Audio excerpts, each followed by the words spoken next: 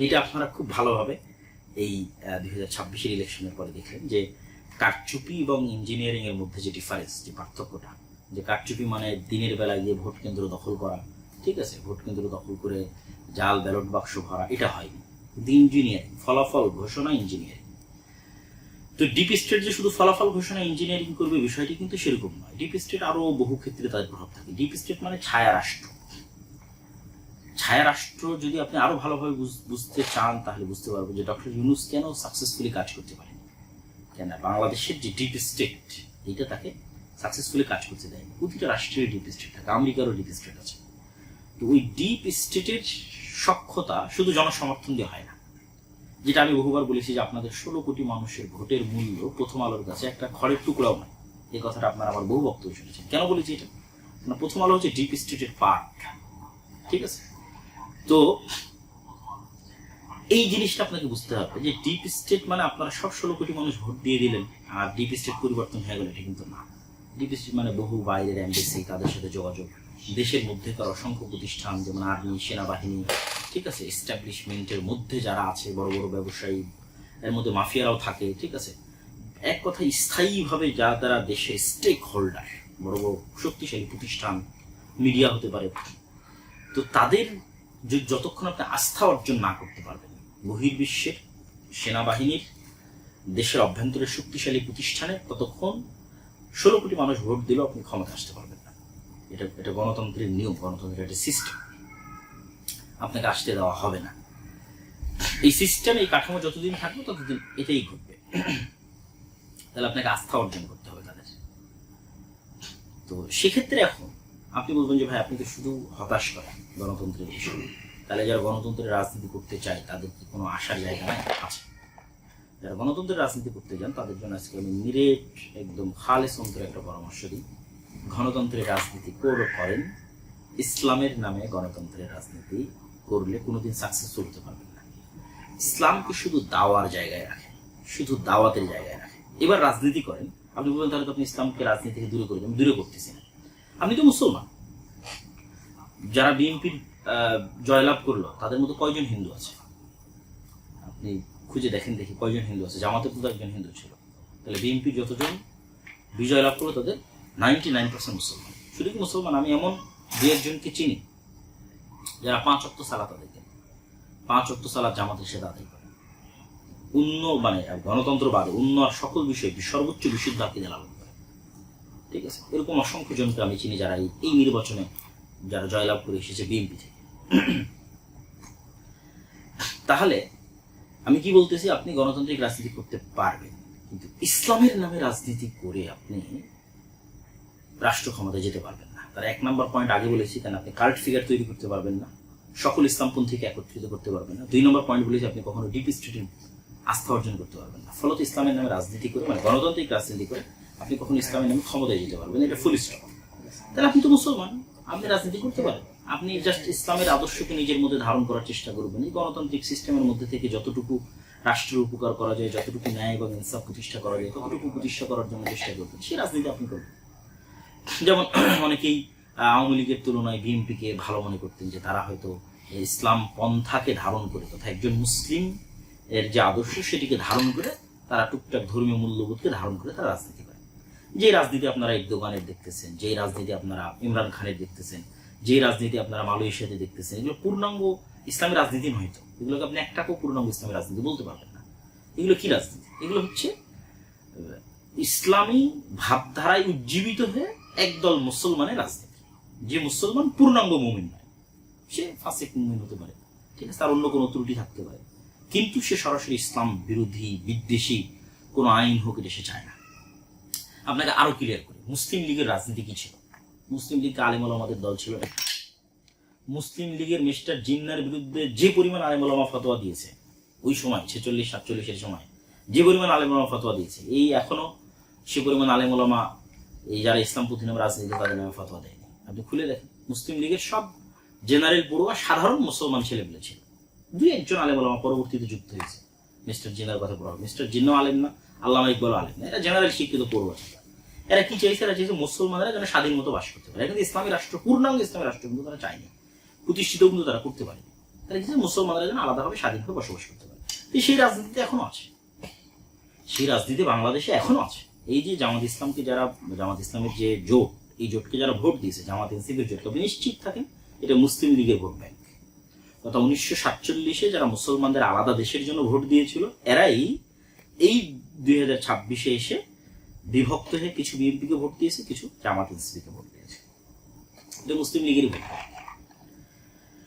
এবং শেখ মুজিবুর রহমান নিজেও কিন্তু মুসলিম লীগ করতেন, তারপর আওয়ামী মুসলিম লীগ। তো আপনাকে মাথায় রাখতে হবে কি, যে আপনি যদি বাংলাদেশে রাজনীতি করতে চান, আপনি ইসলামের নামে রাজনীতি করে, গণতান্ত্রিক ইসলামের নামে গণতান্ত্রিক রাজনীতি করে ক্ষমতা আসতে পারবেন না। আপনাকে কিসের রাজনীতি করতে হবে? মুসলমানদের রাজনীতি করতে হবে। যে একজন মুসলমান, সে ইসলামের বিরুদ্ধে বিদ্বেষী কোনো কথাবার্তা বলবে না, সেই সিস্টেমকে, গণতন্ত্রের এই কুফরি সিস্টেমকে মেনে নিয়েই এর মধ্যে টুকটাক ভালো মানুষকে নিয়ে আসার জন্য চেষ্টা করবে, সেই রাজনীতি করবে। তা বলবেন তাহলে এই রাজনীতি কারা করবে? দেখেন, আমি যে তত্ত্বের কথা বলতেছি, এই তত্ত্ব যে সঠিক তত্ত্ব তার প্রমাণ ভারতই আছে। ভারতের RSS, শিবসেনা, বাজরাং দল, ঠিক আছে, এরা কিন্তু নিজেরা যেহেতু কট্টর উগ্র হিন্দুত্ববাদী বিশ্বাসী, ফলত তারা জানে যে কট্টর উগ্র হিন্দুত্ববাদ দিয়ে মানুষের ভোট নিয়ে তারা বিজয় অর্জন করে ক্ষমতা আসতে পারবে না। তখন RSS, শিবসেনা, বাজরাং তারা কি করেছে? তারা তাদের মডারেট হিন্দুদের দিয়ে আর একটা নতুন রাজনৈতিক দল তৈরি করেছে, তার নাম বিজেপি।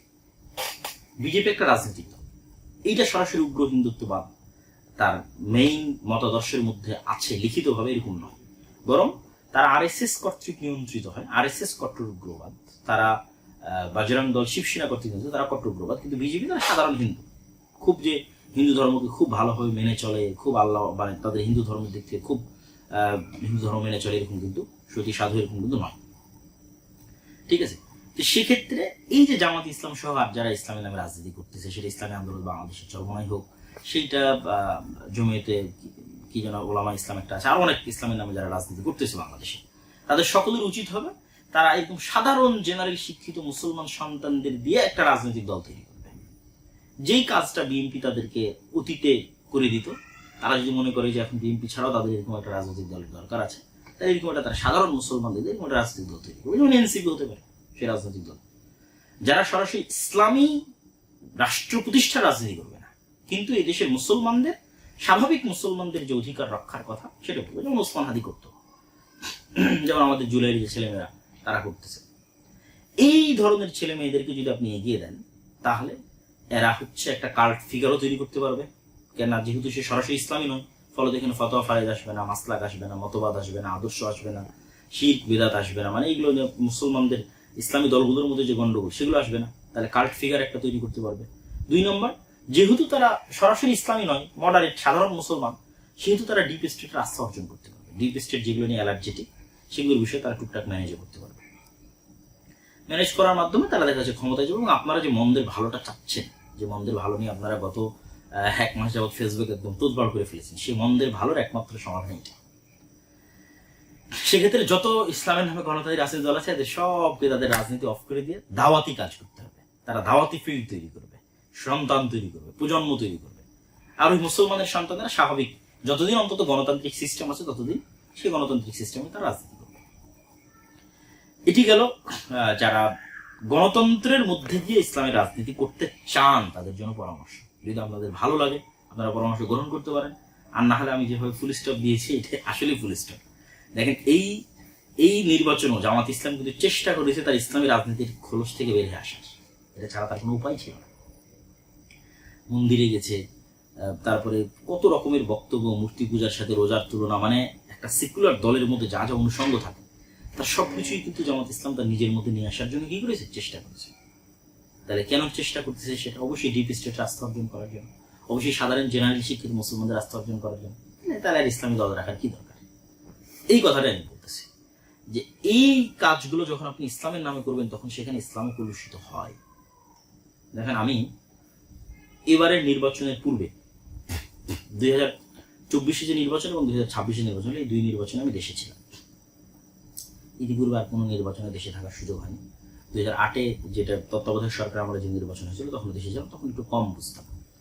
এবারে এই 2 নির্বাচনে আমি বিভিন্ন নির্বাচনের যে তথ্য কেন্দ্র, বুথ, এগুলোতে আমি ঘোরার চেষ্টা করেছি। বিভিন্ন নির্বাচনী এলাকায় গত 5-10 দিন ঘোরার চেষ্টা করেছি। অসংখ্য যারা এমপি ক্যান্ডিডেট আছে, জামাত ইসলামের, বিএনপি, অসংখ্য এমপি ক্যান্ডিডেটদের সাথে সাক্ষাৎ করেছি, আমার অবজারভেশন ভোট কেন্দ্র স্বাভাবিক একটা মানুষের ঘর থেকে অন্তত যাতায়াত খরচও যদি বলি, তাহলে অন্তত কোথাও 30 টাকার ভাড়ার দূরত্ব, কোথাও 40 টাকার, কোথাও 50 টাকা।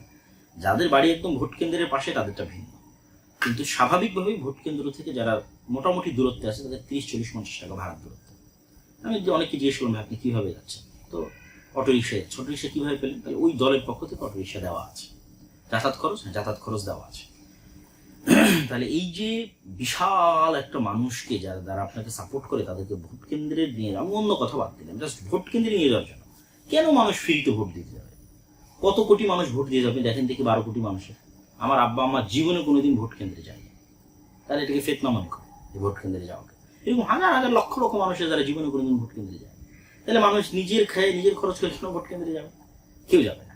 তাহলে এই যে যত মানুষ ভোট কেন্দ্রে গেছে এদের অধিকাংশ মানুষই, অন্তত আমি গ্রামগঞ্জের লেভেলে বলতেছি, শহরে ঢাকা শহরের দিকে আমি ছিলাম না, গ্রামগঞ্জের লেভেলে বলতেছি, তাদেরকে যাতায়াত খরচ দেওয়া হয়েছে, তাদেরকে গাড়ি ভাড়া দেওয়া হয়েছে, তাদের জন্য আলাদা অটো রিজার্ভ করা হয়েছে, সেগুলোতে করে তারা ভোট কেন্দ্রে গেছে। তাহলে একটা নির্বাচনে কি পরিমাণ টাকার লেনদেনের প্রয়োজন হয় একটা নির্বাচনে জয় অর্জনের জন্য, এটা একমাত্র যারা রাজনৈতিক দল করে গণতান্ত্রিক তারাই জানে। আপনি টাকা ছাড়া জনগণকে ভোট কেন্দ্রে নিয়ে যেতে পারবেন না এবং অন্যের তুলনায় বিজয় অর্জন করতে পারবেন না। মানে জাস্ট ভোট গণনা পরে ইঞ্জিনিয়ারিং থামানোর জন্য ডিপ স্টেটের আস্থা অর্জনের পরের কথা বলছে, জাস্ট ভোট আর ভোট কেন্দ্রে যাবে, এটা আপনি টাকা ছাড়া করতে পারবেন না। আল্লাহু আলাম এই ভোটে কত হাজার কোটি টাকা খরচ হয়েছে, 2-3 হাজার কোটি টাকার নিচে অবশ্যই নয়। তাহলে আপনি ইসলামের নামে রাজনীতি করে একটা মানুষকে টাকা দিতে পারবেন? পারবেন না। যদি দেন তাহলে তো আপনার ইসলামী যে আদর্শের কথা বলছেন সত্য ন্যায় সেটা তো থাকলো না, তাই না? আল্লাহ সুবহানাহু ওয়া তাআলা ভালো জানে যে সৈয়দপুর বিমানবন্দরে আটকা পড়েছিলেন, তার কাছে সেই অর্থ কি বাবদ ছিল বা কি কারণে ছিল, কিন্তু এটি আলেম ওলামা হোক বা যারা ইসলামের নামে রাজনীতি করুক তাদের জন্য মানুষ হানিকর বা সম্মান হানিকর হয়েছে কিনা? অবশ্যই হয়েছে। তাহলে আপনি নিশ্চিত থাকেন গণতন্ত্রের এই সিস্টেমে আপনি যদি ইসলামের নামে রাজনীতি করতে চান আপনি মুনাফিক হয়ে যেতে হবে। এই যে খতিবে বাঙ্গাল জুনায়েদ আল হাবিব সাহেব, আমি কারো নাম নিয়ে বলি না, আজকে তার নাম নিয়ে বললাম, তিনি কি পরিমাণ তার আত্মমর্যাদাকে ভুলুণ্ঠিত করেছেন বিভিন্ন কথায় এবং বিভিন্ন বক্তব্যে, সেটা আপনারা খুব ভালোভাবে জানেন। তাহলে এই পরিমাণ আত্মমর্যাদাকে ভুলুণ্ঠিত না করলে, এই পরিমাণ মানে যে কথা, যেটা আমি আমার পুরো কথায় তুলে ধরতে চাচ্ছি আর কি, যে এক কথায় আপনি গণতান্ত্রিক সিস্টেমের সাথে রাজনীতি করতে গেলে আপনাকে মুনাফিকের পথ অবলম্বন করতে হবে, আপনি জিততে পারবেন না। তাহলে কেন ইসলামের নামে এই কাজটা করবেন? এবং ইসলামের নামে যদি কাজটা করেন তবু জিততে পারবেন না। কেন বলেছি? ওই আগের দুটো পয়েন্ট, কার্ড ফিগার তৈরি করতে পারবেন না, ডিপ স্টেট আস্থা অর্জন করতে পারবেন না। তাহলে কি করতে হবে? ইসলামকে আপনি দাওয়াতের জায়গায় রাখেন, আর সাধারণ মুসলমানের সন্তানদের দিয়ে দেন, যারা জেনারেল শিক্ষিত স্বাভাবিক তাদেরকে দিয়ে দেন এই রাজনীতির ময়দানে, তারা রাজনীতি করুক, তাদেরকে আপনারা পেছন থেকে সাপোর্ট দিতে পারেন। আরো একটা কথা বলি, ইসলামের নামে রাজনীতি করার একটা ক্ষতির দিক আপনাকে বলি। আপনারা আমার সাথে যে কোনোভাবে দ্বিমত করতে পারেন, আমি জাস্ট ওপেন খোলামেলা মনের কথা আপনাদের সাথে তুলে ধরতেছি। ইসলামের নামে গণতান্ত্রিক রাজনীতি করার একটা ক্ষতিকর দিক হচ্ছে মুসলমানদের কাছে ইসলামকে শত্রু বানানো হয়। গত 17 বছর যেমন আওয়ামী লীগ সরকার যে কোনো দাড়ি টুপি দেখলে মনে করতো যে মনে হয় আমার শত্রু, যে হয়তো রাজাকার অথবা জামাত অথবা শিবির, ঠিক আছে। এখন বিএনপি সরকার যে ক্ষমতায় আসতেছে সেও মনে করবে যে কোনো দাড়ি টুপিকে দেখলে তার অন্তরে কাজ করবে যে এই মনে হয় জামাত, এই মনে হয়, যেমন উনি তো বলেইছেন যে গুপ্ত, ঠিক আছে, এটা তার অন্তরে কাজ করবে, অথচ সে কিন্তু মুসলমান। তথা পুরো বিএনপিতে যারা আছে তারা সবাই মুসলমান। তাহলে বিএনপির এই সমস্ত মুসলমান নেতাদেরকে আমরা ইসলামের শত্রু বানিয়ে দিলাম। আমরা যদি ইসলামের নামে রাজনীতি না করে স্বাভাবিক রাজনীতি করতাম, তাহলে কিন্তু শুধু মুসলমানদের রাজনীতি করতাম, তাহলে কিন্তু ইসলামকে শত্রু বানানো হতো না। যে কোনো দাড়ি টুপিওয়ালা মানুষকে দেখলে কিন্তু তারা শত্রু মনে করতো না। আমরা যদি দাওয়াতের মাঠে থাকতাম এবং সাপোর্ট দিতাম, এরকম কোন একটা দল তৈরি করে দিতাম, যেমন আমি উদাহরণ দিয়েছি বিজেপি এবং আরএসএস এর, যেমন আমি উদাহরণ দিয়েছি যে এখনকার ইসলামী রাজনৈতিক দলগুলো পারে এনসিপিকে সামনের দিকে এগিয়ে দিতে, যে বাবা তোমরাই রাজনীতি করো, আমরা দাওয়াত দিয়ে ফিল্ড তৈরি করে দিব, তোমাদেরকে সকল প্রকার সাপোর্ট দিব, রাজনীতি তোমরা করো। এনসিপির ছেলেদের কথা বলতে পারেন আপনারা। তো এইগুলো আপনাদের জন্য পরামর্শ। ইসলামের নামে রাজনীতি করতে গিয়ে আমরা মুসলমানদের কাছেই ইসলামকে শত্রু বানিয়ে ফেলতেছি, এটার একটা দীর্ঘমেয়াদী ক্ষতিকর প্রভাব আছে। তাহলে আমি যারা গণতন্ত্রের রাজনীতি করে তাদেরকে আমি হতাশ করছি না, কিন্তু তাদেরকে সমাধান দিচ্ছি। এবার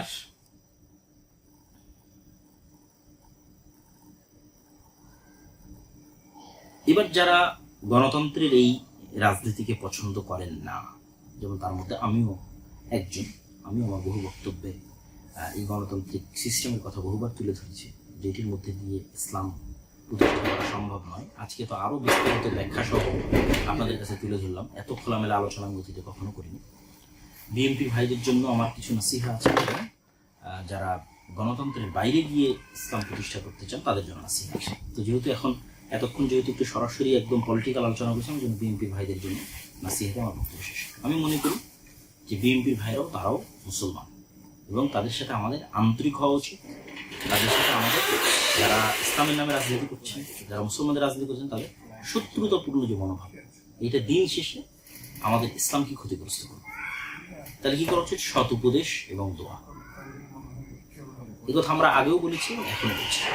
এবং এই সৎ উপদেশ এবং দোয়ার জায়গা থেকে বিএনপির যারা দায়িত্বশীল, যারা নেতৃস্থানীয় আছেন, তারেক রহমান সাহেবের সাথে আমার যখন দেখা হয়েছিল, তখন আমি তার কাছে এই কথাগুলো তুলে ধরেছিলাম। আজকেও আমি একটি কথা বলে বিএনপির ভাইদের শেষ করবো, তাদের প্রতি নসিহত, সেটি হচ্ছে বিভাজনের রাজনীতি না করা। গণতন্ত্রের রাজনীতির একটা বড় অনুষঙ্গ হচ্ছে বিভাজনের রাজনীতি। আর বাংলাদেশের, ভারতের রাজনৈতিক বয়ান হচ্ছে মুক্তিযুদ্ধ বনাম রাজাকার। অবশ্যই 47 যেমন আমাদের ইতিহাসের অন্যতম গুরুত্বপূর্ণ অংশ, 71 আমাদের ইতিহাসের অন্যতম গুরুত্বপূর্ণ অংশ, 24 আমাদের ইতিহাসের অন্যতম গুরুত্বপূর্ণ অংশ, কিন্তু এটিকে বেস বানিয়ে কারোর সাথে চিরন্তনভাবে শত্রুতা তৈরি করে রাখা, দেশেরই নাগরিকদের একটা অংশকে বৈষম্যের শিকার করা, এটা দেশকে ধ্বংস করে দেয়। তো অন্তত অতীতের সরকার যে ভুলগুলো করেছে, আপনারা সেই ভুলগুলো যদি না করেন, আপনারা যদি দেশের মধ্যে বিভাজনের রাজনীতি তৈরি না করেন, উদারতা দেখান, আশা করি যে আল্লাহ সুবহানাহু ওয়া তাআলা আপনাদের শাসনে কল্যাণ দিতে পারে। জুলম না হলে, বিভাজনের রাজনীতি তৈরি না হলে আল্লাহ সুবহানাহু ওয়া তাআলা এটির মধ্যে বরকত দিতে পারে। তো এই ছোট্ট আপনাদের জন্য পরামর্শ, যে যারা আপনারা বিজয়ী হয়েছেন তারা অবশ্যই পরাজিতদের প্রতি ইনসাফ করবে। যেটা ওসমান হাদি বলতে, যে আমি আমার শত্রুর সাথেও ইনসাফ করতে চাই। তাহলেই দেখবেন একটি উন্নত মানের চমৎকার একটি ইনসাফের বাংলাদেশ আমরা তৈরি করতে পারছি। এই আশা আমরা আপনাদের কাছে রাখি, এবং আমাদের এই কল্যাণকামিতাও থাকবে। আলহামদুলিল্লাহ, আমরা ব্যক্তিগতভাবে আমরা কখনো না কোনো রাজনৈতিক দলের পক্ষে অবস্থান নিয়েছি, না কোনো রাজনৈতিক দলের বিপক্ষে অবস্থান নিয়েছি। আমরা সবসময় যেটা কোরআন এবং হাদিসের আলোকে সত্য এবং সঠিক মনে হয়েছে আমাদের কাছে, সেটি নাসিহা হিসেবে, তত্ত্ব হিসেবে, উপদেশ হিসেবে দেশ ও জাতির কাছে তুলে ধরেছি। এবং আমরা আমাদের জায়গায় কোরআন এবং হাদিস অনুযায়ী যেটি খেদমত করার প্রয়োজন মনে করেছি, আল্লাহ সুবহানাহু ওয়া তাআলা সন্তুষ্টির জন্য সেই খেদমত করছি এবং করে যাচ্ছি। এবার সর্বশেষ পয়েন্ট, যারা গণতন্ত্রের বাইরে গিয়ে ইসলামের বিজয় দেখতে চান, আপনাদের কাজ কি? আপনাদের সবচেয়ে বড় কাজ, এটা আমি আমার বহু বক্তব্যে বলেছি এবং আজকেও বলছি, আমার এই কথা কখনো চেঞ্জ হবে না, যে ঈমান বিল গায়বে ইয়াকিন, পরকালে চরম লেভেলের আস্থা এবং বিশ্বাস, ন্যায়পরায়ণতার চর্চা ছোটবেলা থেকেই, একদম ঘর থেকেই, সমাজ এবং পরিবার থেকেই ন্যায়পরায়ণতার চর্চা তৈরি করা এবং শুরু করা। এবং 3 নম্বর, শক্তিশালী প্রতিষ্ঠান। যেমন এই যে নির্বাচনের সময় দেখি যে যারা জামাত এনসিপি জোটে ছিল, তাদের কি হাহাকার, যে তাদের কোনো পত্রিকা নাই, তাদের কোনো নিউজ চ্যানেল নাই, তাদের কোনো নিউজ পেপার নাই, ঠিক আছে, জাস্ট ফেসবুকে কয়েকটা হাতে গোনা পেজ। তাহলে শক্তিশালী প্রতিষ্ঠানের কিন্তু অভাব আছে। তো ওসমান হাদি বলতো যে জীবন দেওয়া অনেক সহজ, কিন্তু বাস্তবে কোনো কিছু করা এটা কঠিন। আমাদের করার লোক লাগবে, জ্ঞান অর্জনের লোক লাগবে, প্রজন্ম তৈরি করার লোক লাগবে। আর যারা গণতন্ত্রের বাইরে গিয়ে ইসলাম প্রতিষ্ঠা করতে চান, তাদের জন্য আমার কথা হচ্ছে, কোনো কিছুর পরিপূর্ণ ধ্বংস ছাড়া কোনো কিছুর পরিপূর্ণ উত্থান হয় না। আমি বিল্ডিংটা রেখে দিয়ে এখানে আর একটা নতুন বিল্ডিং, যেটা এর সাথে যায় না, নতুন ভিন্ন ডিজাইন কেমনে বানাবো বলে? আমি এই বিল্ডিংয়ের ডিজাইন রেখে এখানে প্লাস্টার করতে পারি। এখানে যদি সম্পূর্ণ ভিন্ন ডিজাইনের একটা বিল্ডিং বানাতে চাই, তাহলে আগের ডিজাইনটা ভেঙে ফেলতে হবে, কিছু করার নাই। তাহলে গণতন্ত্রের পূর্ণাঙ্গ পতন ছাড়া, আপনারা যারা পূর্ণাঙ্গ ইসলাম চান, আপনাদের এটা সম্ভব নয়। এই জন্য আমি বলেছি যে 36শে জুলাই গণতন্ত্রের পতন ঠেকানো হয়েছে। এটা আমাদের কাছে মনে হচ্ছে শেখ হাসিনার পতন, জি না, শেখ হাসিনার পতন, শেখ হাসিনাকে সরিয়ে ফেলার মাধ্যমে গণতন্ত্রের পতন ঠেকানো হয়েছে। কেন, তখন যদি শেখ হাসিনা থাকতো এবং আর্মি যদি অস্ত্র উঠাতো, তাহলে ওই দিন গণতন্ত্র ডেড বডি হয়ে যেত, অলরেডি আইসিইউতে ছিল, পরিপূর্ণরূপে মারা যেত। বাংলাদেশে একটা গৃহযুদ্ধ তৈরি হতো। সেই গৃহযুদ্ধের পরে আপনি দেখতেন যে এখানে পূর্ণাঙ্গ ইসলাম প্রতিষ্ঠা হয়েছে। তো পূর্ণাঙ্গ পতন ছাড়া পূর্ণাঙ্গ উত্থান। তখন তা আপনি বলবেন যে তাহলে আমরা নিজে থেকে পূর্ণাঙ্গ পতন করবো? জি না, ইসলামে সবসময় মানুষের যান, জীবন এবং মালের নিরাপত্তা সর্বাগ্রে। এটির উপরে ইসলামে কিছুই নেই, মানুষের জীবনের চাইতে আর কিছু নাই উপরে। তাহলে মানুষের যান, জীবন এবং মালের নিরাপত্তার জন্য আপনাকে আপনার যে কাজটা, আপনার জায়গার যে কাজটা সেটা করে যেতে হবে। আপনার জায়গার কাজ কি? ঈমান বিল গায়বি ইয়াকিন তৈরি করা, পরকালে আস্থা তৈরি করা, ন্যায়পরায়ণতার চর্চা একদম ঘর থেকে শুরু করা, বোনকে সম্পত্তি ঠিকভাবে দিচ্ছেন কিনা, আশেপাশে কেউ অন্যায় করলে প্রতিবাদ করা। আমরা তো প্রতিবাদ করি না, আমরা আল আমরু বিল মারুফ ওয়ান নাহি আনিল মুনকার করি না। আল আমরু বিল মারুফ ওয়ান নাহি আনিল মুনকারের চর্চা বাড়ানো, একদম গ্রামগঞ্জ লেভেল থেকে আল আমরু বিল মারুফ ওয়ান নাহি আনিল মুনকারের চর্চা বাড়ানো এবং শক্তিশালী প্রতিষ্ঠান তৈরি করা, আর অপেক্ষায় থাকা যে কবে এই গণতন্ত্রের কাঠামোর পতন ঘটবে। আমি আমার বহু বক্তব্য বলেছি, যেহেতু গণতন্ত্র পূর্ণাঙ্গ ন্যায় বিচার দিতে পারবে না, কিন্তু গণতন্ত্রের একদিন পতন হবে, এটা আপনাকে পতন করতে হবে না, এটা বাই ডিফল্ট বাই নেচার পতন হবে। কেননা সে ইনসাফ দিতে পারবে না, তার কাঠামোর মধ্যে নাই যে সে ইনসাফ দেবে। ফলত যেহেতু সে ইনসাফ দিবে না, মাজলুম তো জুলুমের বিরুদ্ধে আওয়াজ উঠাবে। তখন এরকম 36শে জুলাই এমনি আবার 15-20 বছর পর আপনি দেখবেন যে আবার হচ্ছে 34শে জুলাই, 30 বছর পর আপনি আবার দেখবেন যদি হায়াতে বেঁচে থাকেন যেরকম 36শে জুলাই হচ্ছে। কেন? এই কাঠামো আপনাকে ন্যায় বিচার দিতে পারবে। এই কাঠামো ন্যায় বিচার না দিতে পারলে জুলুম হবে। জুলুম হলে কি হলে মানুষ জুলুমের বিরুদ্ধে আওয়াজ উঠাবে, জুলুমের বিরুদ্ধে আওয়াজ উঠালে আবার কি হবে? আবার এরকম 36শে জুলাই হবে। কিন্তু এই রকম পরবর্তী 36শে জুলাই যেন আপনার একটা কাল্ট ফিগার থাকে, একক নেতা থাকে, যার অধীনে সবাই কর্মী হিসেবে, যার অধীনে তারা একত্রিত। তাহলে তখন কি হবে? তখন আপনি পূর্ণাঙ্গ বিপ্লব প্রতিষ্ঠা করে ফেলতে পারবেন, আদারওয়াইজ পারবেন না।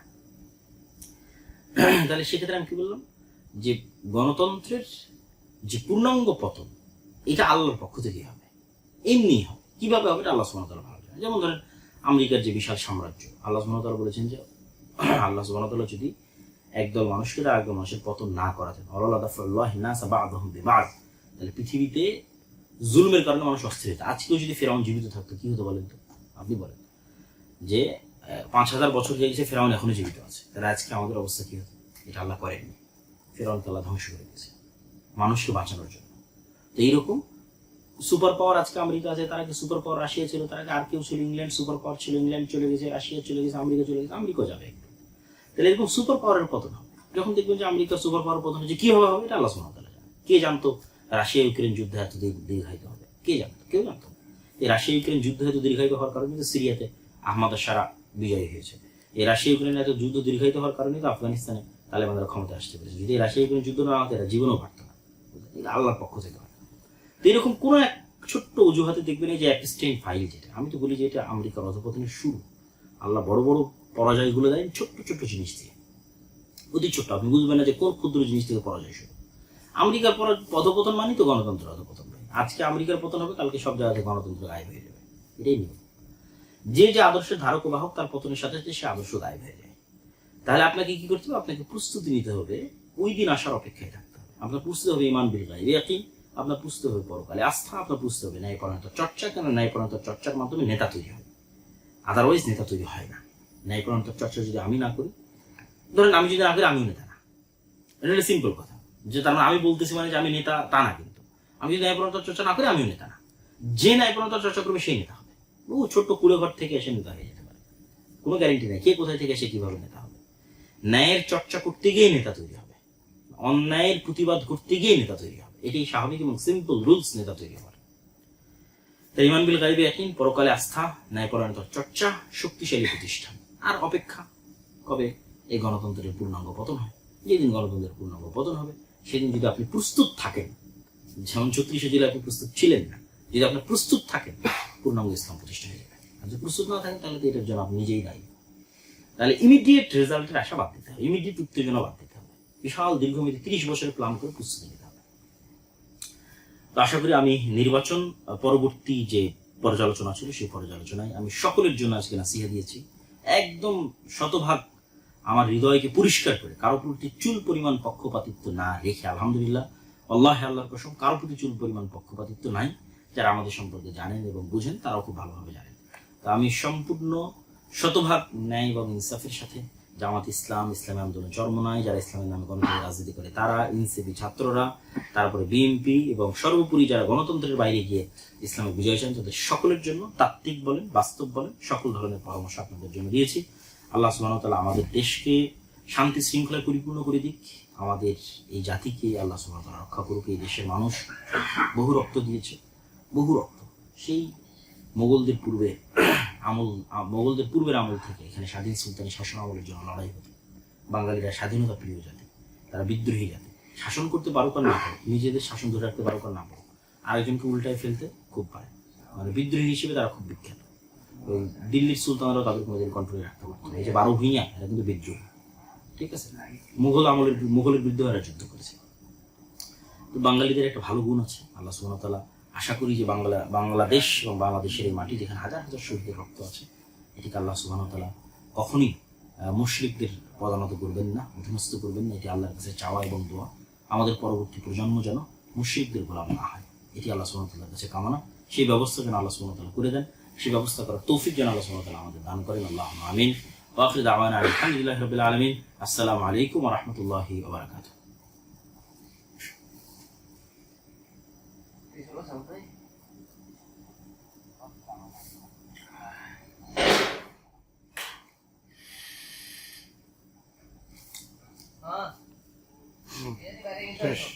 আজকের মতো এতক্ষণ আমরা আলোচনা করেছি কোনোদিন?